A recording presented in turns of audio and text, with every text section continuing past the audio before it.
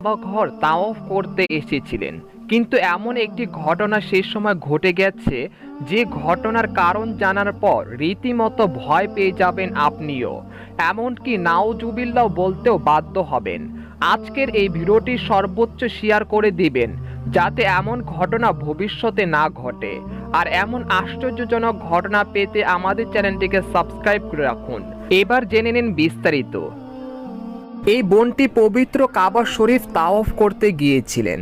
হঠাৎ জোরে জোরে চিৎকার করতে লাগলেন, এমনকি তখন মাটিতে গোড়াগড়ি করতে শুরু করে দিয়েছেন, এমন কাজকর্ম করতে শুরু করেছে। আশপাশের হাজিরা তাকে বাধা দেওয়ার চেষ্টা করে, কিন্তু তাকে আটকানো যাচ্ছিল না। এমন জোরে জোরে চিৎকার করছিল, তার চিৎকার শোনার পর কলিজা কেঁপে উঠবে।